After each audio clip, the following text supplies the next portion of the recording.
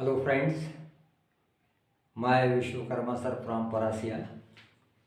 आप लोगों के 12th वालों के इंग्लिश के पेपर होने वाले हैं, तो मैं आपके लिए कुछ इम्पोर्टेंट चीज़ और लेके आया हूँ। इसको आप अच्छे से समझें। कुछ मैं आपके सामने कुछ ब्लैंक्स जो लगभग बहुत इम्पोर्टेंट हैं, वो निश्चित तौर पे इसी स्तर के ही आएंगे। तो चलें। जैसे यहाँ लिखा है, राम इज NCC कैडेट। यहाँ आर्टिकल एन का इस्तेमाल किया जाएगा। उसका कारण है NCC, एन यहाँ आपका जो साउंड है वॉवेल का मिल रहा है, इसलिए एन का इस्तेमाल होगा। Gold is a precious metal. सोना एक बहुमूल्य धातु है। Swimming is a great fun. Article a लगेगा। He has hardly any money. Hardly का मीन्स बहुत मुश्किल से, नेगेटिव अर्थ देता है, इसलिए एनी का इस्तेमाल होगा। That glitters is not gold means हर चीज चमकने वाली सोना नहीं होती, मतलब ऑल दैट। जब भी दैट का इस्तेमाल होता है तो उसके पहले ऑल यूज होता है, ईच और एनी कभी नहीं लगता है। Ram prefers milk. प्रेफर्स का मतलब होता है ज्यादा पसंद करना। ये जो प्रेफर है, जूनियर है, सीनियर है, इंफीरियर है, ये लैटिन एडजेक्टिव है। इनके साथ हमेशा टू का इस्तेमाल होता है, मतलब राम ज्यादा पसंद करता है दूध को चाय से। ही डेड ऑफ मलेरिया। किसी भी बीमारी से मरने के लिए ऑफ का इस्तेमाल होता है, जैसे he dead of malaria, he dead of cancer, he dead of typhoid, diarrhoea, XYZ। Knowledge is very dangerous. ना के बराबर ज्ञान मीन्स लिटिल का इस्तेमाल करें। लिटिल हमेशा अनकाउंटेबल के लिए यूज होता है, फ्यू हमेशा काउंटेबल के लिए लगता है। जहां तक लिटिल का मतलब होता है ना के बराबर, जिससे काम नहीं चल सकता, आ लिटिल जिससे काम चल सकता है।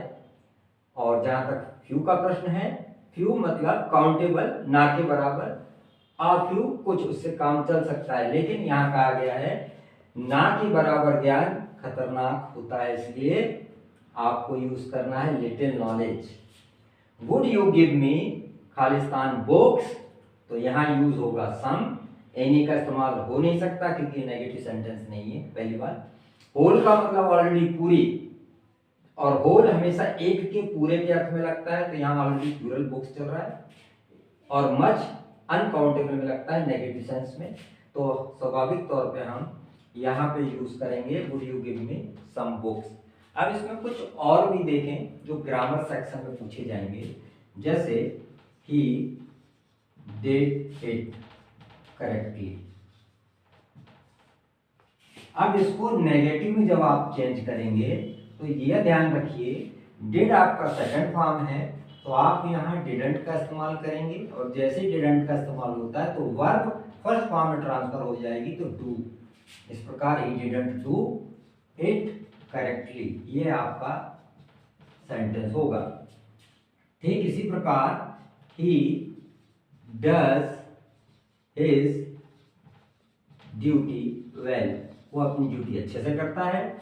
इस बार में ES लगा हुआ है, तो स्वाभाविक है सिंपल प्रेजेंट में आप डजंट का इस्तेमाल करके ES हटाएंगे, और इस प्रकार डू हिज ड्यूटी वेल, ये सेंटेंस आपका नेगेटिव बन जाएगा। इसके अलावा आप और कुछ देखें।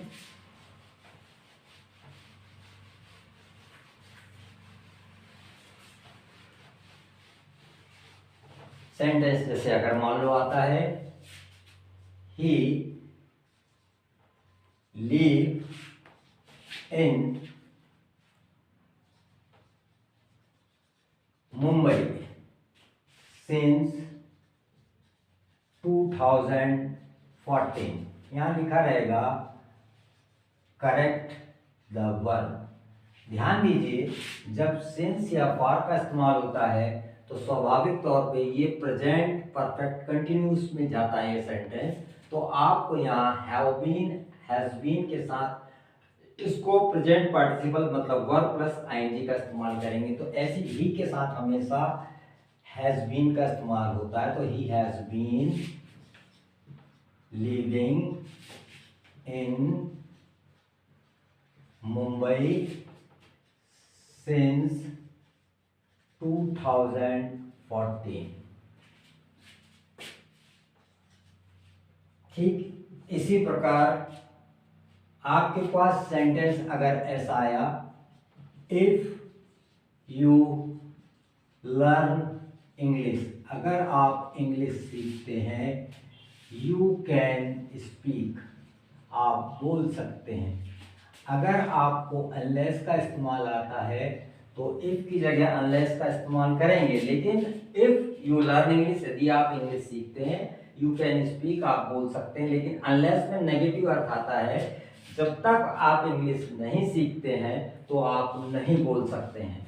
तो अगर इफ की जगह अनलेस का इस्तेमाल करेंगे तो ये सेंटेंस अपने आप में नेगेटिव में चला जाएगा, और जब ये नेगेटिव में चला जाएगा तो सेकंड सेंटेंस जो इससे कनेक्टेड है उसको आपको नेगेटिव में रखना पड़ेगा, यू कांट स्पीक।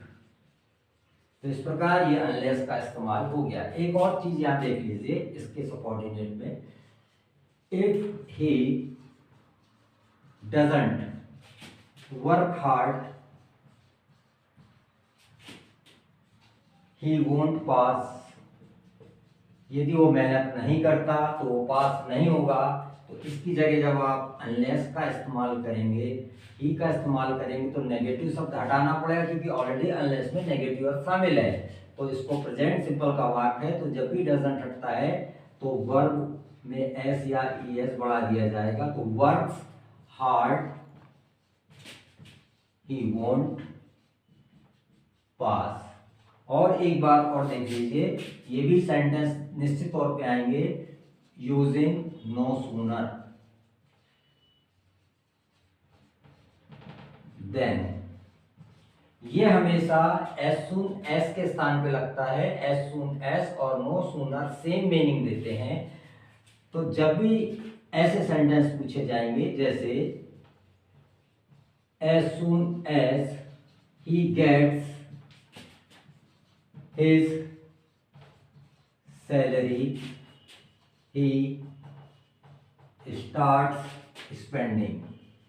तो ध्यान दीजिए फ्रेंड्स, आप as soon as की जगह जब नो सूनर लगाएंगे तो इस नो सूनर के साथ टेंस के अनुसार डू, डज और डिड का इस्तेमाल किया जाता है। तो ये सेंटेंस में आप देख रहे हैं एस लगाएंगे, प्रेजेंट सिंपल का वाक्य है, तो आपको नो सूनर डज लगाएंगे और एस हटा देंगे। No sooner does he get his salary, और जहां सेकंड सेंटेंस स्टार्ट होगा उस सेंटेंस को देन से जोड़ेंगे। THAN होना चाहिए, THAN नहीं लिखेंगे। Then he starts spending. इसमें एक सेंटेंस और देख लीजिए, अगर मान लो ये सेंटेंस पास्ट में बताया जा रहा है, जैसे as soon as the principal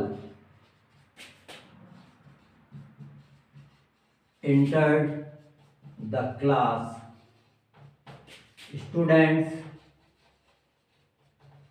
stood up। तो ऐसे सेंटेंस में आप as soon as को हटाएंगे, आप no sooner का इस्तेमाल करेंगे। जब नो सूनर लगाएंगे, आपका जो वर्ब है पास्ट सिंपल में लिखी गई है, तो आपको डिड का इस्तेमाल करना है। डिड द प्रिंसिपल, इसको फर्स्ट फॉर्म में कर देंगे इंटर द क्लास, और देन स्टूडेंट्स स्टूड अप। आपको इसके पहले भी जो मैंने बताए हैं आप उसको ध्यान से पढ़ें, और आप मेरे चैनल को ज़रूर लाइक करें, सब्सक्राइब करें और बेल आइकन दबाएं, ताकि आपको जो पढ़ाया जाएगा वो आपको मिलते रहेंगे। Thank you very much.